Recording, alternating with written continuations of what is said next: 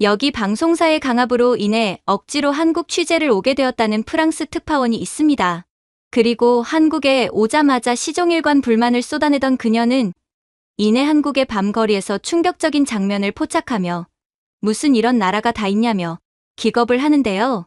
그리고 그녀가 한국의 밤거리에서 촬영한 영상은 전 세계에서 엄청난 화제가 되며 전 세계인들을 충격의 도가니에 빠뜨리고 있다고 합니다. 그렇다면 그녀가 한국에서 대체 어떤 장면을 목격했던 것일까요? 프랑스 24 소속 국제부 특파원인 저 엘리즈 로랑은 지금 이 순간 제 오만함과 어리석음을 뼈저리게 후회하며 낯선 서울의 어두운 골목길을 걷고 있었습니다.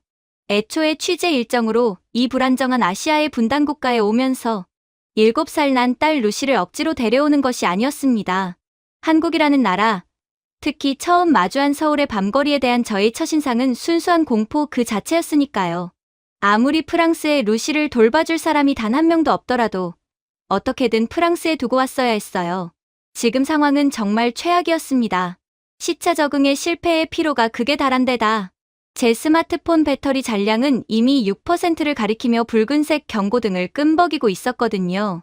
무엇보다 제 손을 꽉 쥔 루시의 호흡이 눈에 띄게 가빠지고 얼굴이 창백해지고 있다는 사실이 제 목을 강하게 조여왔습니다. 당장이라도 무슨 일이 터질 것만 같은 아슬아슬한 압박감이 이 낯선 도시의 공기 위로 무겁게 짓눌러 왔죠. 우리가 배정받은 임시 숙소로 향하는 길은 제 예상보다 훨씬 좁고 기하학적으로 복잡했습니다. 화려한 네온사인들이 듬성듬성 켜져 있긴 했지만 제 신경을 가장 거슬리게 한 것은 거리에 기묘할 정도의 침묵과 질서였습니다. 파리나 마르세유의 밤거리에서 체득한 저의 생존 본능은 끊임없이 뇌리에 경고음을 울려대고 있었습니다. 거리가 이렇게 비정상적으로 조용하고 깨끗하다는 것은 결코 안전하다는 뜻이 아니었습니다. 오히려 폭풍 전야처럼 누군가 어둠 속에 숨어 우리 같은 약자를 노리고 있다는 불길한 징조로 읽혔죠.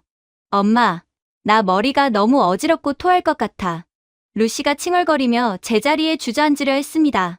식은땀을 흘리는 아이를 달래며 스마트폰 화면을 한 번 더 새로 고침하려던 그 순간 화면이 미세하게 떨리더니 완전히 까맣게 죽어버렸습니다. 번역기도, 지도 앱도, 대사관 비상 연락망도 모두 날아가 버린 겁니다. 여자와 아이 단둘이 말도 전혀 통하지 않는 외국의 어두운 밤거리에 완벽하게 고립되었습니다. 유럽의 문명사회에서조차 심야 시간대의 고립은 곧 범죄의 표적이 됨을 의미하는데 한국 같은 그저 그런 나라에서는 오죽하겠습니까? 저는 거의 패닉에 빠진 채로 루시를 확 낚아채듯 안아들었습니다. 그때 저만치 골목 모퉁이에서 주변의 어둠을 모조리 태워버릴 듯이 눈이 시리게 밝은 빛을 뿜어내는 통유리 건물이 눈에 들어왔습니다. 24시간 편의점이었습니다. 제가 아는 프랑스의 심야 상점이란 쇠창살이 굳게 쳐져 있거나 약에 취한 불황자들이 입구에 진을 치고 있는 끔찍한 위험지대에 불과했습니다. 하지만 지금 제게는 선택의 여지가 없었죠. 저 안에 강도가 있든 불량배가 있든 당장 불빛이 있는 곳으로 피해야만 했습니다. 저는 숨을 헐떡이며 도망치듯 그 편의점 안으로 뛰어들었습니다. 경쾌한 전자음과 함께 자동문이 열렸습니다. 저는 들어서자마자 짐승처럼 내부를 스캔하며 잔뜩 날을 세웠습니다. 그런데 내부의 풍경은 제 예상과는 완전히 달랐습니다. 지나치게 정돈되어 있었고 폭력적일 만큼 조명이 밝았거든요. 고개를 들어 천장을 본 순간 저는 등골이 서늘해지는 것을 느꼈습니다. 매장 구석구석을 사각지대 하나 없이 비추고 있는 수많은 렌즈들, 좋게 대여섯 개는 넘어 보이는 CCTV 카메라들이 저를 빤히 내려다보고 있었거든요. 계산대 위에는 제 불안한 얼굴이 실시간으로 송출되는 모니터까지 버젓이 켜져 있었죠. 대체 이 나라는 자국민을 얼마나 억압하고 감시하는 거지? 저는 속으로 헛웃음을 삼켰습니다. 범죄를 막을 능력이 없으니 아예 상점마다 이런 폭력적인 감시망을 깔아두고 시민들을 잠재적 범죄자 취급하는 게 틀림없다고 생각했습니다. 카운터에 무표정하게 서 있는 유니폼 차림의 젊은 직원이 언제 강압적인 태도로 돌변해 우리를 쫓아낼지 모른다는 생각에 저는 루시를 내 등 뒤로 완전히 숨기며 잔뜩 움츠러들었습니다. 제가 겪어온 서유럽 도시들의 잣대로 보았을 때 이 지나친 통제와 고요함은 분명히 위험을 감추기 위한 기괴한 위장술이었습니다. 그런데 저의 이 극도의 경계심을 무색하게 만든 것은 다름 아닌 루시였습니다. 숨이 넘어가듯 헐떡이던 아이는 편의점 안으로 들어선 지 1분도 채 되지 않아 제 등 뒤에서 슬그머니 빠져나왔습니다. 매장 안은 외부의 습하고 찬 공기와 완벽히 차단된 채 쾌적한 온도를 유지하고 있었고 불안감을 지워버리는 균일하고 따뜻한 백색 조명이 공간을 채우고 있었어요. 루시는 마치 제 집 거실에 들어온 것처럼 자연스럽게 매장 한 구석에 깨끗한 간이 의자에 털썩 주저앉았습니다. 엄마, 여기는 하나도 안 무서워. 온도가 딱 좋고 맛있는 냄새도 나. 아이의 그 평온한 목소리에 저는 흠칫 놀랐습니다. 저는 어떻게든 이 아이를 낯선 위협으로부터 통제하고 방어해야 한다고 굳게 믿고 있었는데 정작 제가 지켜야 할 아이는 저보다 훨씬 빠르게 이 공간의 무해함을 본능적으로 감지하고 흡수해버린 것입니다. 보호자인 저는 아직도 가상의 적과 싸우며 숨을 헐떡이는데 루시는 이미 이 한국의 시스템 안에서 안정을 찾아가고 있다는 사실이 묘하게 제 심기를 건드렸어요. 하지만 제 알량한 자존심을 챙길 여유는 없었습니다. 전원이 나가버린 먹통 핸드폰을 쥐고 저는 전형적인 프랑스식 해결책을 찾으려 발버둥 쳤습니다. 다시 밖으로 나가 택시라도 잡아타야 할까? 아니면 저 수상해 보이는 직원에게 어설픈 영어로 대사관 주소라도 물어봐야 하나? 제가 아는 유럽의 야간 상점. 직원들은 이런 귀찮은 외국인 모녀를 벌레 보듯 무시하거나 윽박지르며 쫓아내는 것이 기본이었습니다. 최악의 선택지들 사이에서 머릿속이 엉망으로 꼬여가고 있을 때였습니다. 진열대 반대편에서 물건을 고르던 한 무명의 한국인 여성이 제 쪽으로 다가왔습니다. 저는 즉각적으로 한 발짝 물러서며 맹렬한 방어 태세를 취했습니다. 늦은 밤, 취약해 보이는 외국인 모녀에게 접근하는 낯선 현지인의 호일한 세상 어디를 가든 목적이 뻔하니까요. 돈을 요구하거나 길을 알려주는 척하며 으슥한 곳으로 유인하거나 어떻게든 약점을 잡고 늘어지려는 사기꾼의 수작일 것이라 확신했습니다. 프랑스라는 차갑고 이기적인 사회에서 평생을 살아온 제게 조건 없는 이타적인 호일한 소설 속에나 등장하는 판타지였습니다. 저는 단호하고 차가운 목소리로 거절의 의사를 표할 준비를 마쳤습니다.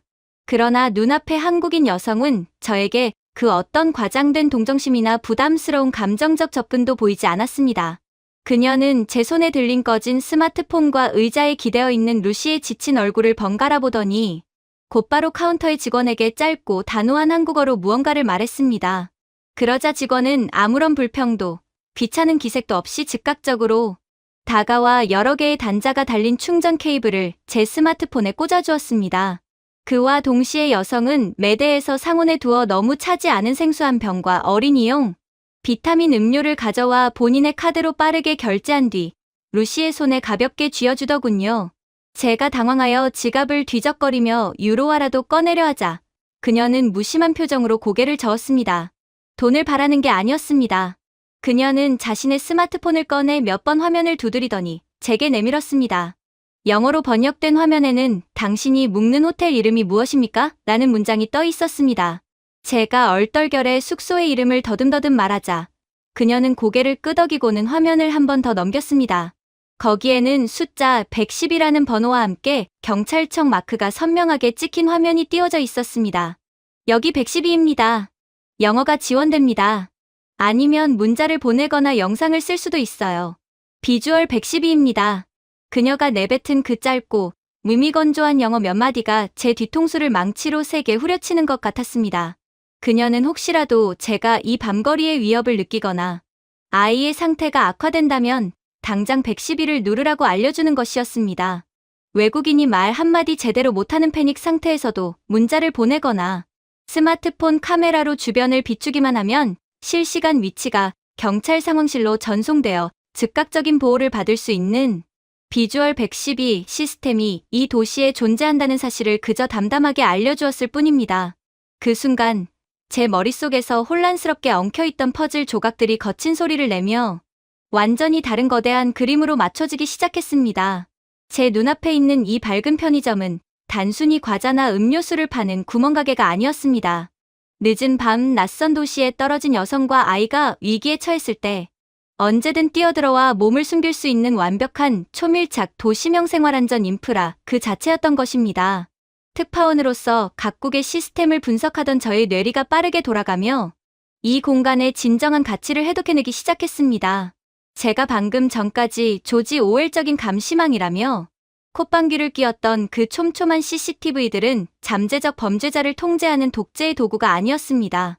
그것은 한국이 자랑하는 세계 최고 수준의 AI 지능형 관제 시스템과 결합된 방어막이었습니다.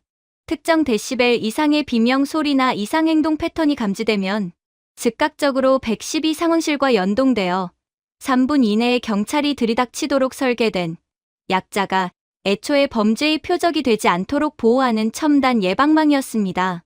편의점에 폭력적일 만큼 밝은 500룩스 이상의 조명, 누구나 쉽게 사용할 수 있는 충전 시스템, 즉각적인 카드 및 모바일 결제망, 그리고 생필품과 상비화까지 모든 것이 단 10평 남짓한 공간 안에 압축되어 24시간 내내 멈추지 않고 돌아가고 있었습니다. 이것은 단순한 치안 유지가 아니라 위기가 재난으로 번지는 것을 초기에 완벽하게 차단해버리는 압도적으로 영리한 설계였습니다. 수치심이 거대한 해일처럼 밀려왔습니다. 만약 이곳이 파리 중심부의 11구역이나 북역 근처의 골목이었다면 어땠을까요?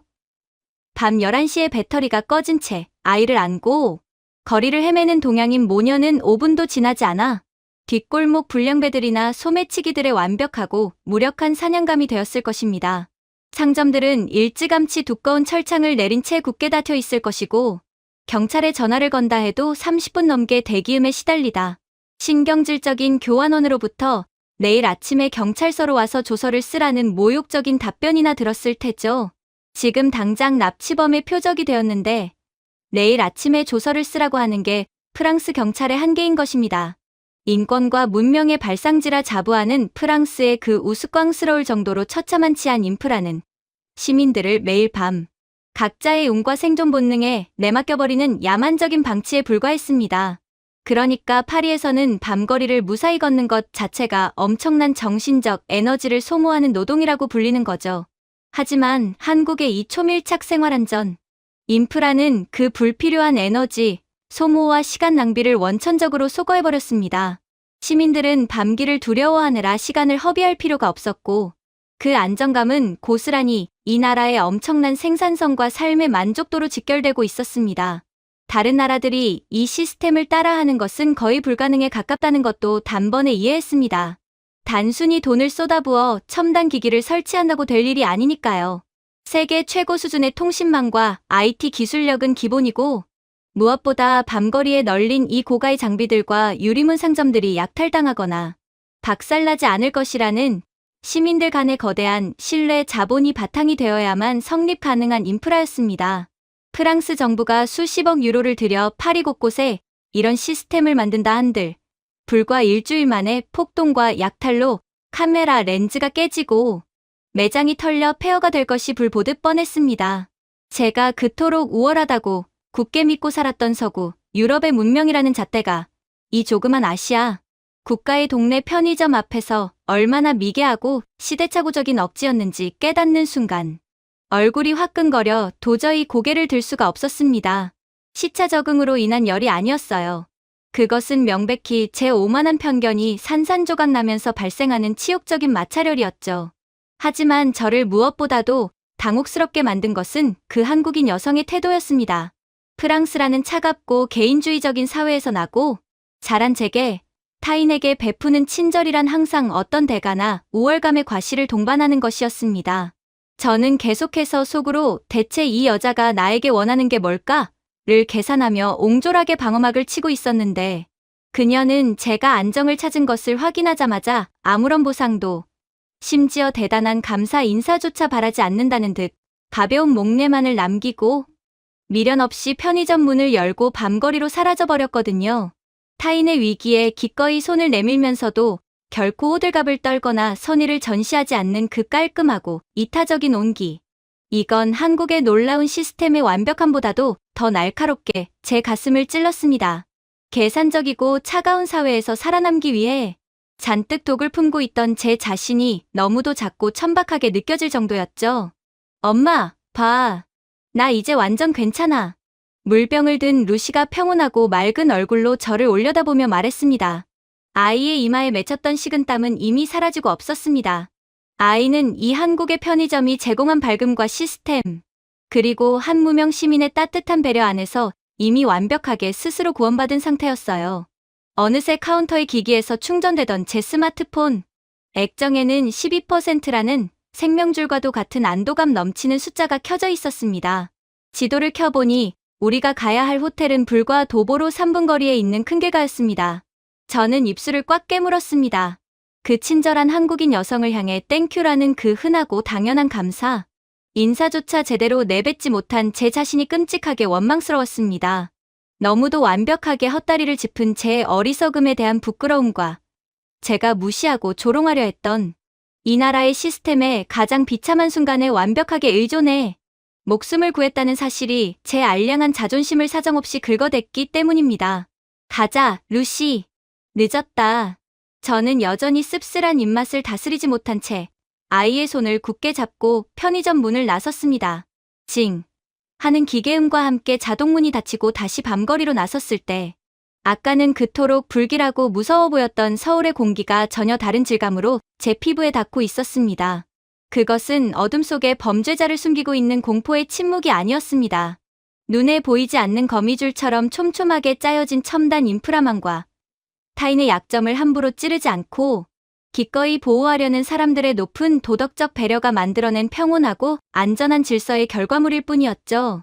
그렇게 저는 한국에서의 첫날부터 생각과는 완전히 달랐던 한국의 모습에 완전히 경악을 하고 말았습니다. 그리고 간밤의 서늘한 공포와 부끄러움이 채 가시지도 않은 이른 아침, 침대, 탁자 위에 올려둔 제 스마트폰이 신경질적인 진동을 뿜어냈습니다. 화면에 뜬 것은 파리 본사 데스크의 일방적인 통보였어요. 부산에서 만나기로 한 취재원의 일정이 꼬이면서 당장 오늘 오전으로 인터뷰가 반나절이나 앞당겨졌다는 것이었죠. 제게 남은 시간은 고작 해야 한 시간 남짓이었습니다. 아직 눈도 제대로 뜨지 못한 7살 루시를 흔들어 깨우며 짐을 쑤셔 넣는 제 손끝은 이미 미세하게 떨리고 있었습니다. 이 낯선 아시아의 분단 국가에서 칭얼거리는 어린 딸을 한 손에 끌고 예정에 없던 일정 변경까지 소화하며 거대한 기차역을 통과해야 한다. 이것은 제게 단순한 이동이 아니었습니다. 그것은 제 알량한 통제력과 특파원으로서의 전문성이 밑바닥까지 시험받는 끔찍한 재난의 서막처럼 느껴졌습니다. 프랑스 파리의 리옹역이나 북역이었다면 어땠을까요? 출발을 불과 1시간 앞두고 기차표 시간을 앞당긴다는 것은 그 자체로 한편의 부조리극입니다. 매표소 앞에는 이미 끝이 보이지 않는 줄이 늘어서 있고 유리창 너머의 영무원은 세상에서 가장 불행한 얼굴로 에스프레소를 훌쩍이며 시스템이 다운되었다며 어깨를 으쓱할 게 뻔합니다. 운 좋게 표를 바꾼다 해도 출발 10분 전에야 전광판에 플랫폼 번호가 번쩍이면 수천 명의 인파가 무거운 캐리어를 끌고 플랫폼을 향해 미친 듯이 질주하는 아수라장이 펼쳐지죠. 파업이나 예고 없는 연착은 프랑스 철도청이 시민들에게 제공하는 일상적인 스포츠고 유모차를 끌고 뛰다 집시 소매치기에게 지갑을 털리지 않으면 그날 운세가 아주 좋은 날일 정도니까요. 저는 그 끔찍하고 굴욕적인 난장판, 소변 냄새와 짜증 섞인 한숨이 뒤섞인 거대한 아수라장을 예상하며 잔뜩 도끼 서린 얼굴로 서울역 광장에 들어섰습니다. 그런데 거대한 유리돔 지붕 아래로 들어선 순간 저는 묘한 인지 부조화에 빠졌습니다. 건물은 제 길을 죽일 만큼 거대했고 수많은 인파가 바쁘게 움직이고 있었지만 역 안은 기괴할 정도로 고요하고 질서정연했거든요. 서울역 바닥은 캐리어 바퀴가 굴러가는 소리조차 부드럽게 먹어 치울 듯 매끄러웠고 사람들의 동선은 마치 눈에 보이지 않는 레일 위에 올려진 것처럼 물 흐르듯 얽힘이 없었습니다. 그 모순된 풍경이 오히려 제 의심을 부추겼습니다. 대체 이 나라는 사람들의 동선을 어떻게 통제하길래 이토록 조용하지? 무슨 군사 작전이라도 펼치듯 사람들을 화물처럼 다루는 게 틀림없어. 그러나 이러한 태평한 의심도 잠시 당장 앞당겨진 기차표를 구하는 게 문제였습니다. 매표소를 찾으려 두리번거리는데 식은땀이 등줄기를 타고 흐르더군요. 표를 바꾸려면 분명 서류를 작성하고 줄을 서야 할 텐데 이대로 시간을 지체하다간 기차를 놓칠 게 뻔했습니다. 패닉에 빠져 주변을 두리번거리는 제 곁으로 서류 가방을 든 말끔한 정장 차림의 한국인 남성이 바쁜 걸음을 멈추고 다가왔습니다. 저는 본능적으로 루시를 등 뒤로 당기며 가방을 움켜쥐었습니다. 하지만 그는 전혀 부담스럽지 않은 거리를 유지하며 유창하고 정중한 영어로 물었습니다. 표에 문제가 생기셨나요? 매표소까지 가실 필요 없습니다. 코레일톡 앱을 켜보시겠어요? 그는 제 스마트폰 화면을 몇 번 터치하도록 안내했습니다. 그리고 곧 충격적인 일이 벌어지기 시작했죠. 제가 기존 예매를 취소하고 40분 뒤에 출발하는 부산행 KTX의 새로운 좌석을 지정하는데 걸린 시간은 단 15초. 영수증처럼 긴 종이 티켓을 뽑기 위해 고장난 기계와 씨름할 필요도 없었고 영무원에게 구차하게 사정을 설명할 필요도 없었습니다. 무엇보다 저를 경악하게 만든 건 이 모든 과정을 처리하는 데 있어 단 1유로의 변경 수수료나 긴급 취급비 따위가 청구되지 않았다는 사실이었어요. 프랑스였다면 상상조차 할 수 없는 일이었죠. 남성은 제가 화면의 QR코드를 확인하자마자 대단한 호의를 베풀었다는 으스댐이나 어설픈 스몰 토크 하나 없이 가벼운 목례만을 남기고 인파 속으로 사라졌습니다. 그는 영무원이나 별도의 직원도 아니었고 그저 지나가는 행인일 뿐이었음에도 저를 기꺼이 도와줬던 것입니다. 차갑고 이기적인 팔이었다면 뻔히 공경에 처한 외국인을 모른 척 지나가거나 도와주는 척하며 수수료를 요구했을 텐데 말입니다. 그의 그 깔끔하고 이타적인 시민의식에 저는 또다시 속이 뜨끔해지는 것을 느꼈습니다. 서둘러 플랫폼으로 향하기 위해 개찰구 쪽으로 짐을 끌고 갔을 때 저는 헛바람을 들이켰습니다. 표를 집어넣거나 바코드를 찍어야 열리는 차단기 자체가 아예 존재하지 않았으니까요. 승객들은 그저 뻥 뚫린 길을 자연스럽게 걸어 내려가고 있었습니다. 저는 걸음을 멈추고 멍하니 그 광경을 바라보았습니다. 파리 지하철이나 기차역의 개찰구는 마치 철창 없는 감옥 같습니다. 고장난 차단기를 뛰어넘거나 앞사람과 몸을 바짝 밀착시켜 무임승차를 하려는 사람들로 늘 육탄전이 벌어지죠. 그런데 한국의 서울역은 그 흔한 물리적 통제, 장치 하나 없이 그저 승객들의 도덕적 양심과 신뢰를 바탕으로 개찰구를 열어두고 있었습니다. 아니야, 분명 어딘가에서 카메라로 수만 명의 얼굴을 스캔하고 있을 거야. 그러지 않음에도 이러한 미친 질서가 유지될 수가 있다고? 저는 애써 이 당혹스러운 시민 의식의 수준을 조지 오웰식 통제로 깎아내리며 스스로를 위로하려 애썼습니다. 에스컬레이터를 타고 내려가자 유선형의 날렵한 KTX가 플랫폼에 조용히 미끄러져 들어왔습니다. 저는 루시의 손을 꽉 움켜쥐고 가슴 앞으로 캐리어를 끌어안은 채 다리를 어깨 너비로 벌리고 섰습니다. 파리 북역에서 훈련된 제 완벽한 탑승 전투 태세였죠. 탑승 전쟁에서 무자비한 인파의 어깨빵과 새치기로부터 아이를 지켜내려면 저 역시 사나운 암사자처럼 굴어야만 했습니다. 프랑스에서는 아이나 여자라고 해서 절대로 봐주지 않고 어깨빵을 날려대거든요. 루시, 엄마 등 뒤에 딱 붙어. 밀리지 않게 조심해. 저는 비장하게 외쳤지만 제 과장된 방어 태세는 불과 3초 만에 우스꽝스러운 코미디로 전락하고 말았습니다. 한국인 승객들은 영무원의 고압적인 지시나 앙칼진 호루라기 소리 하나 없이 바닥에 선명하게 표시된 호차번호 앞에 정확히 두 줄로 서서 고요하게 탑승을 기다리고 있었거든요. 서로 먼저 타겠다며 짐으로 남의 다리를 찍어 누르고 고성을 지르는 프랑스 특유의 야만적인 몸싸움 따위는 애초에 존재하지 않았습니다. 사람들은 심지어 저와 루시가 짐을 들고 탈 수 있도록 묵묵히 공간을 비워주기까지 하더군요. 플랫폼 한가운데서 마치 럭비 시합을 준비하는 선수처럼 잔뜩 독을 품고 서 있던 제 자신이 너무도 바보 같고 수치스러워 얼굴이 화끈거렸습니다. 저는 헛기침을 하며 옷매무새를 다듬는 척 슬그머니 전투 자세를 풀 수밖에 없었습니다. 오전 8시 15분 정각. 기차는 단 1분의 오차도 덜컹거리는 불쾌한 진동도 없이 거대한 금속 뱀처럼 부드럽게 출발했습니다. 제 신경을 가장 곤두서게 했던 건 사실 멀미가 심한 루시의 컨디션이었습니다. 저는 아이가 토할 것에 대비해 가방에서 미리 비닐봉지를 꺼내 쥐고 잔뜩 긴장한 채 아이의 안색을 살폈습니다. 그런데 제 통제와 보호가 절실히 필요할 거라고 믿어 의심치 않았던 루시는 넓고 쾌적한 좌석에 깊숙이 기대앉아 창밖을 보며 심지어 콧노래까지 흥얼거리고 있더군요. 엄마, 이 기차는 엄청 빠른 것 같은데 하나도 안 흔들려. 냄새도 안 나고 귀도 안 아파. 아이의 그 맑고 평온한 목소리에 제 알량한 보호자로서의 권위가 소리 없이 금이 가는 기분이었습니다. 저는 이 낯선 국가에서의 이동을 아이가 견뎌내야 할 고통으로 상정하고 모든 상황을 제 통제하에 두려 했습니다. 그런데 정작 제가 지켜야 할 아이는 저보다 훨씬 빠르게 이 한국의 압도적인 물리적 안정감을 흡수하고 100% 편안함을 누리고 있었어요. 시속 300km로 달리는 기차 안에서 종이컵의 물조차 흔들리지 않는 이 기적 같은 진동 제어 기술과 방음력은 단순히 쇠붙이의 성능을 넘어 인간의 육체를 배려하는 극도의 섬세함이었습니다. 게다가 승무원들의 태도는 저의 유럽식 상식에 또 한 번 일격을 가했습니다. 프랑스 떼제베의 승무원들은 마치 자신들이 대단한 권력자라도 된 양 고압적인 태도로 통로를 순찰하며 곤히 잠든 승객을 거칠게 깨워 표를 검사하기 일쑤입니다. 승객들은 그들이 다가오면 죄인처럼 주머니를 뒤져야 하죠. 그런데 KTX의 승무원은 객실에 들어서자마자 승객들을 향해 조용히 목례를 하더니 손에 든 작은 PDA 기기 화면만을 흘끗 보며 물 흐르듯 통로를 지나갔습니다.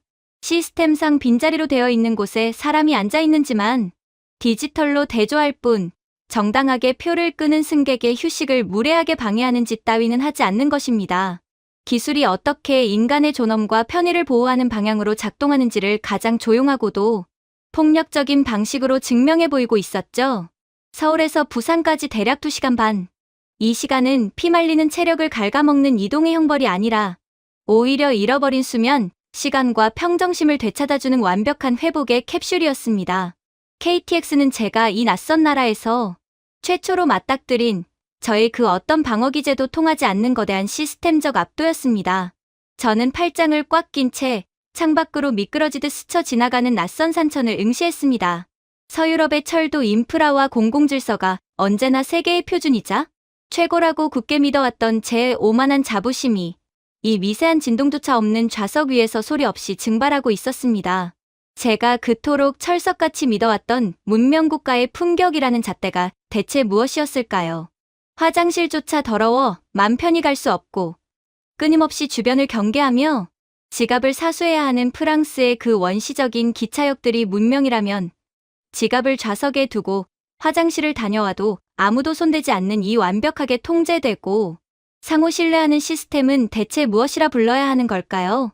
제 내면에 단단했던 방어막은 이미 걷잡을 수 없이 무너져 내리고 있었지만 저는 여전히 이 한국이라는 나라의 완벽함을 제 입으로 온전히 인정하고 항복할 준비는 되어 있지 않았습니다.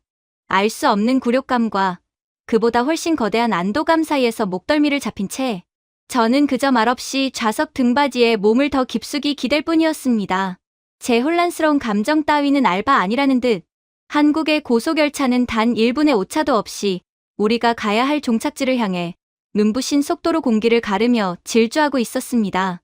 차라리 연착이라도 한번 되어준다면 제 콧대를 조금이나마 세울 수 있었겠지만 이 지독하게 완벽한 시스템은 저에게 그 작은 핑계조차 허락하지 않았죠. 그렇게 한국의 기적 같은 기술력과 인프라, 한국인들의 이타심 덕분에 저는 말도 안 될 정도로 완전히 바뀐 스케줄을 소화하는 말 그대로 기적 같은 경험을 할 수 있었습니다. 그리고 이제는 다시 서울로 돌아갈 시간이 되었죠. 그런데 서울로 향하는 다음 이동수단을 결정해야 했을 때 제 스마트폰의 이동 경로 앱을 유심히 들여다보던 루시가 불쑥 고속버스를 타보고 싶다고 고집을 부리기 시작하는 거 아니겠어요? 저는 즉각적으로 미간을 구겼습니다.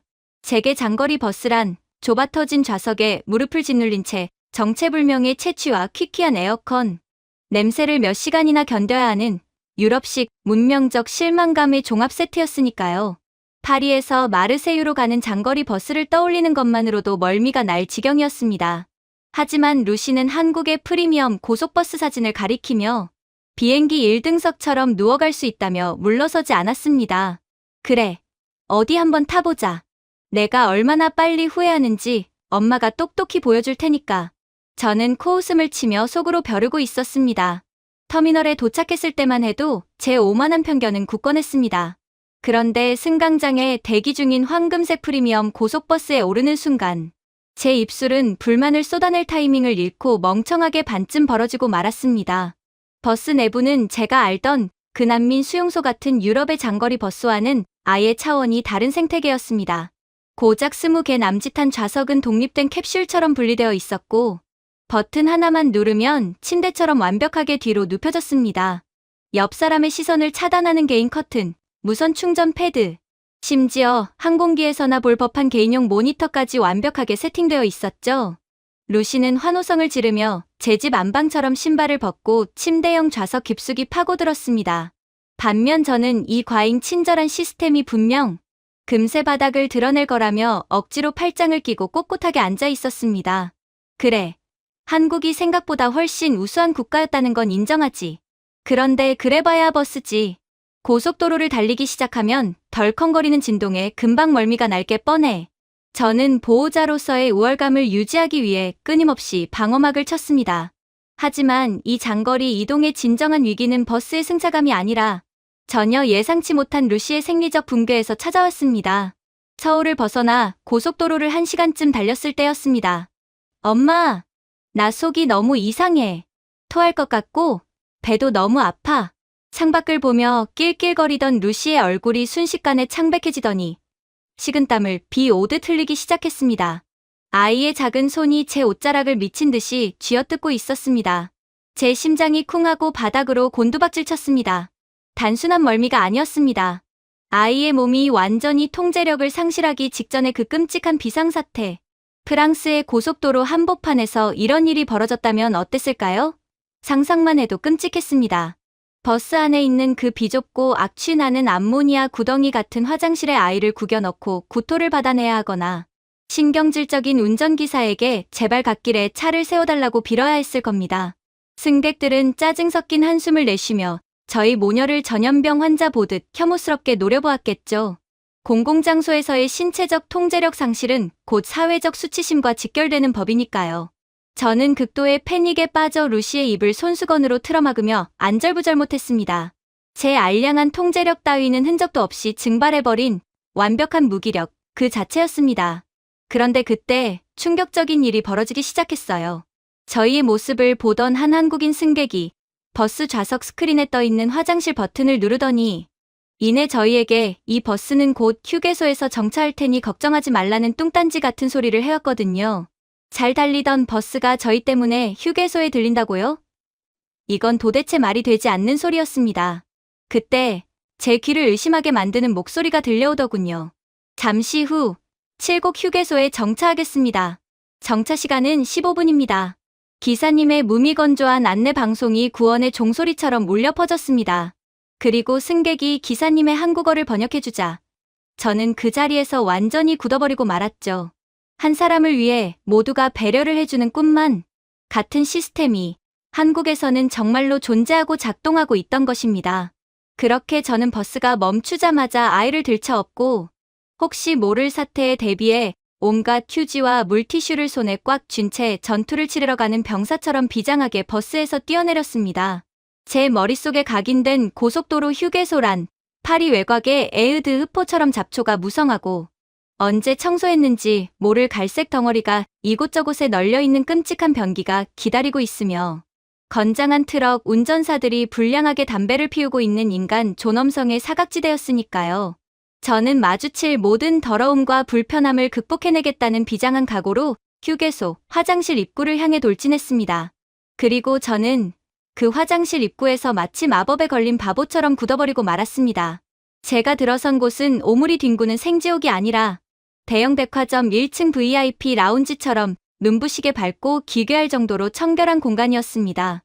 은은한 클래식 음악이 흐르고 있었고 코를 찌르는 악취 대신 고급스러운 디퓨저 향이 감돌고 있었습니다. 제 눈을 가장 의심하게 만든 건 입구에 설치된 거대한 스마트 모니터였습니다. 수십 개의 화장실 칸 중 어디가 비어있는지가 녹색과 적색 아이콘으로 실시간 표시되고 있었고 심지어 내부에 사람이 쓰러졌을 경우를 대비한 레이저 감지 센서까지 작동 중이라는 안내문이 적혀 있었죠. 저는 멍한 얼굴로 가족 사랑 화장실이라 적힌 넓은 칸으로 루시를 데려갔습니다. 그 안에는 성인용 변기와 어린이용 맞춤 변기, 기저귀 교환대, 유아용 세면대가 한 공간에 완벽한 동선으로 배치되어 있었습니다. 휴지가 떨어져 옆 칸에 구걸할 일도 차가운 변기 커버에 놀라 비명을 지를 일도 없도록 온열 비데까지 작동 중이었습니다. 잔뜩 독을 품고 휴지 뭉치를 검처럼 쥐고 있던 제 모습이 너무도 초라하고 우스꽝스러워 헛웃음이 터져 나왔습니다. 지옥의 문지기 케르베로스를 상대할 준비를 하고 문을 열었는데 친절한 집사가 따뜻한 물수건을 건네는 꼴이었으니까요. 이 나라의 인프라는 가장 지저분하고 곤혹스러운 인간의 생리적 위기조차 완벽한 존엄의 테두리 안에서 해결할 수 있도록 설계되어 있었습니다. 하지만 위기는 끝난 게 아니었습니다.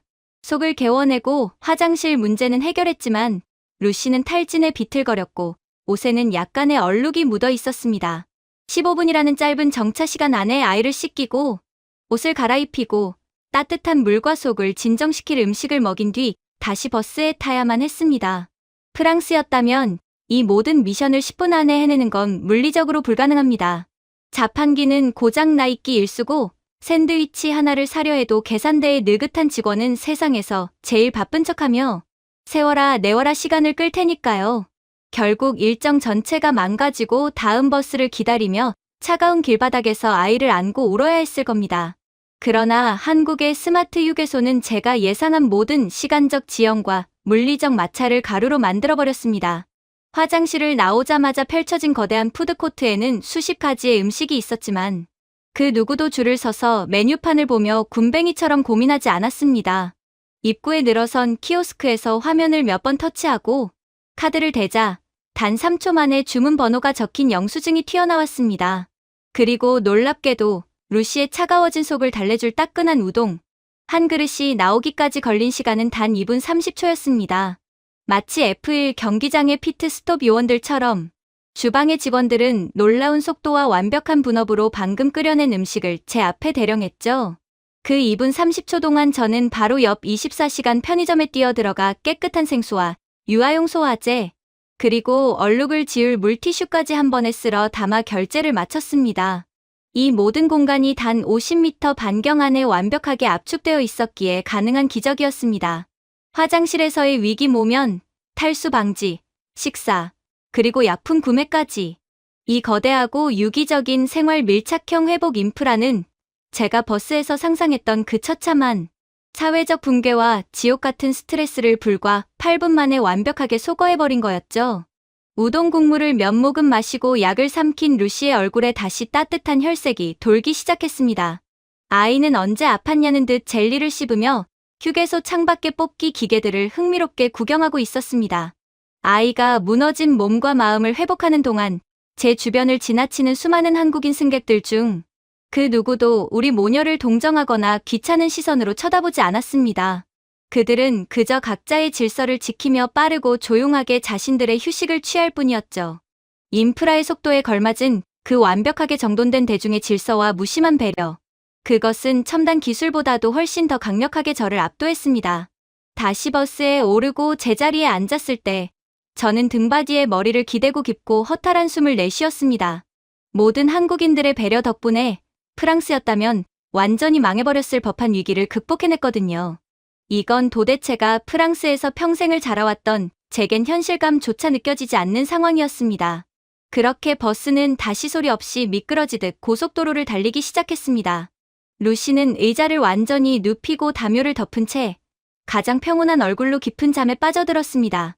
아이의 규칙적인 숨소리를 들으며 저는 창밖으로 빠르게 뒤로 물러나는 풍경을 응시했습니다. 제 알량한 자존심은 이제 너덜너덜해져 있었습니다. 만약 한국의 시스템이 단순히 빠르고 효율적이기만 했다면 저는 끝까지 인간미가 없는 기계적인 차가움이라며 프랑스의 느림을 낭만으로 포장해 변명했을 겁니다. 하지만 오늘 이 짧은 휴게소에서의 경험은 제 변명할 권리마저 잔인하게 빼앗아 버렸습니다. 한국의 인프라는 단순히 속도만 빠른 것이 아니었습니다. 가장 추악해질 수 있는 인간의 생리적 실패와 수치심의 순간을 시스템의 완벽한 밀도와 사회적 합의를 통해 가장 우아하고 신속하게 구원해내고 있었습니다. 제가 그토록 자부했던 서유럽의 잣대, 그 잘난 문명의 품격이라는 것이 대체 무엇이었을까요? 비효율을 전통이라 부르고 약자의 불편함을 당연한 고통으로 방치하며 고장난 화장실 앞에서 인간의 존엄을 갉아먹는 것이 문명이라면 저는 지금 제 옆에서 곤히 잠든 딸아이의 숨소리 앞에서 그 문명을 쓰레기통에 처박고 싶어졌습니다. 이 나라는 단순히 저를 놀라게 한 것이 아니었습니다. 이 압도적이고 치밀한 배려의 인프라는 제가 평생을 바쳐 믿어왔던 세상을 바라보는 기준 자체를 근본부터 뒤흔들고 있었죠. 그렇게 서울에 도착한 뒤 택시에 올라탔을 때만 해도 저는 우리가 드디어 모든 고비를 무사히 넘겼다고 믿었습니다. 서울에서부터 시작된 그 길고 긴장되었던 이동이 한국의 경이로운 인프라 덕분에 예상외로 매끄럽게 끝났다는 묘한 성취감마저 들었죠. 옆자리에 앉은 루시는 휴게소에서 음식을 먹은 뒤로 창밖을 보며 조용히 있었습니다. 저는 아이가 피곤해서 얌전해진 거라고 굳게 믿고 싶었습니다. 하지만 숙소로 향하는 택시 안에서 무언가 소리 없이 뒤틀리고 있다는 불길한 직감이 제 목덜미를 서늘하게 훑고 지나갔습니다. 루시, 괜찮아. 조금만 참아. 거의 다 왔어. 제 목소리에 아이는 대답하지 않았습니다. 고개를 돌려 루시를 본 순간 저는 숨이 턱 막혔습니다. 방금 전까지만 해도 약간 피곤해 보이던 아이의 얼굴이 회색빛으로 질려 있었고 초점 잃은 눈동자는 천장 어딘가를 멍하니 향하고 있었습니다. 이마에 손을 얹자 얼음장처럼 차가운 땀이 축축하게 배어 있었죠. 단순한 멀미나 피로가 아니었습니다. 아이의 작은 가슴이 비정상적으로 빠르게 오르락내리락했고 입술은 파르르 떨리고 있었습니다. 루시, 내 말 들려? 왜 그래, 루시? 아이의 어깨를 흔들었지만 몸은 이미 끈 떨어진 인형처럼 축 늘어져 있었습니다. 덜컥 겁이 났습니다. 머릿속이 새하얘지고 심장이 갈비뼈를 뚫고 나올 듯 미친 듯이 뛰기 시작했습니다. 이 낯선 도시 한복판에서 내 아이의 생명줄이 서서히 끊어지고 있다는 원초적인 공포가 저를 완전히 집어삼켰습니다. 하지만 제 몸에 깊게 밴 서유럽식 잣대와 습관은 이 결정적인 순간에조차 제 발목을 잡았습니다. 구급차를 부르면 돈이 얼마나 깨질까? 절차가 너무 복잡해서 길바닥에서 시간만 버리는 건 아닐까? 차라리 이대로 기사님께 제일 가까운 응급실로 가달라고 소리치는 게 빠르지 않을까? 프랑스 파리였다면 구급차를 부르는 것 자체가 거대한 모험입니다. 연결조차 쉽지 않은 전화를 붙들고 짜증스러운 교환원에게 수십 가지 상황 설명을 해야 하고 운이 좋아 구급차가 출동한다 해도 꽉 막힌 도로를 뚫고 오려면 30분은 각오해야 합니다. 그 지옥 같은 기다림과 복잡한 절차에 대한 공포가 이 위급한 순간에조차 제 판단력을 흐리고 있었던 겁니다. 마담, 아이가 이상합니다. 당장 119 부르겠습니다. 제가 패닉에 빠져 덜덜 떨며 핸드폰만 쥐락펴락하고 있을 때 룸미러로 상황을 파악한 택시 기사님이 차를 갓길에 세우더니 자신의 폰을 집어 들었습니다. 그가 119라는 3개의 숫자를 누르고 스피커폰으로 상황을 전달하기 시작한 순간 저는 이 나라가 어떻게 움직이는지 다시 한번 두 눈으로 확인해야 했습니다. 그것은 통화라기보다 정밀하게 타격 지점을 찾는 유도 미사일의 교신에 가까웠습니다. 교환원은 당황하거나 쓸데없는 질문으로 시간을 끌지 않았습니다. 기사님의 폰에 내장된 GPS 덕분에 상황실은 이미 저희가 어느 도로 갓길에 있는지 정확히 파악하고 있었습니다. 아이의 연령, 증상, 의식 유무를 묻고 답하는 데 걸린 시간은 단 15초 남짓. 현재 위치에서 가장 가까운 권역응급의료센터로 구급차 출동했습니다. 구급대원 도착할 때까지 아이 기도 확보해주시고 눕혀주세요. 스피커폰 너머로 들려온 영어가 섞인 차분하고 단호한 지시. 그 무미건조한 목소리가 그 순간 저에게 얼마나 거대한 위안이었는지 모릅니다. 저는 떨리는 손으로 루시의 고개를 젖히고 기도를 확보했습니다. 아이의 숨소리는 얕았지만 저는 혼자가 아니라는 사실에 미친 듯이 요동치던 심장. 박동이 조금씩 잦아들기 시작했습니다. 그리고 119 통화가 끊긴 지 채 4분이 지나기도 전에 저 멀리서 사이렌 소리가 들려왔습니다. 거짓말처럼, 정말로 거짓말처럼 구급차가 꽉 막힌 퇴근길 도로를 뚫고 나타난 것입니다. 마치 모세의 기적처럼 구급차가 다가오자 앞서가던 수많은 차량이 약속이나 한 듯 좌우로 갈라지며 완벽한 길을 터주고 있었습니다. 한국의 운전자들은 단 1초의 지체도 없이 이 거대한 생명구조 시스템의 일부가 되어 기꺼이 길을 양보하고 있던 것입니다. 이 나라의 첨단 시스템은 단순히 기계적인 통신망이 아니라 타인의 생명을 존중하는 거대한 사회적 연대 위에서 작동하고 있었어요. 심지어 한국인 구급대원들이 택시 문을 열고 루시를 들것에 싣는 과정은 소름 끼치도록 빠르고 정확했습니다. 그들은 허둥지둥하거나 저를 향해 소리를 지르지 않았습니다. 단 3마디의 짧은 영어로 저를 안심시킨 뒤 순식간에 아이의 혈압을 재고 산소포화도 측정기를 손가락에 끼웠습니다. 구급차에 올라탄 순간 저는 이 차량이 단순한 이동수단이 아니라 완벽하게 세팅된 움직이는 응급실이라는 사실을 깨달았습니다. 대원 중 한 명은 태블릿 PC에 아이의 상태를 실시간으로 입력하고 있었고 그 데이터는 저희가 향할 응급의료센터로 곧바로 전송되고 있었습니다. 의사와 환자가 병원에서 처음 만나 증상을 설명하느라 귀중한 골든타임을 허비하는 일 따위는 이 나라의 시스템에 존재하지 않았습니다. 하지만 제 마음 한구석에는 여전히 지독한 의심이 남아 있었습니다. 이렇게 빨리 도착하면 뭐해? 병원 응급실에 가면 또 서류를 작성하고 끝도 없이 대기해야 할 텐데. 그 생각은 지역 권역응급의료센터에 도착한 직후 처참할 정도로 산산조각이 났습니다.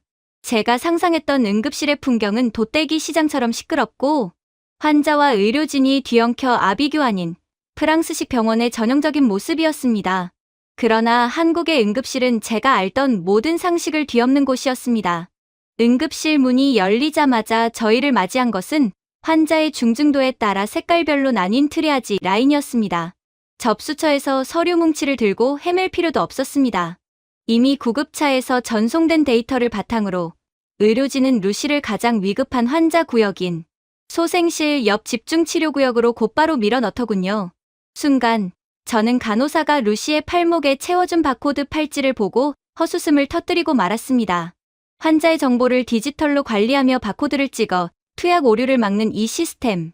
불과 며칠 전이었다면 저는 분명 이것을 보고 인간을 공장 부품처럼 다루는 비인간적인 통제 시스템이라며 비아냥거렸을 겁니다.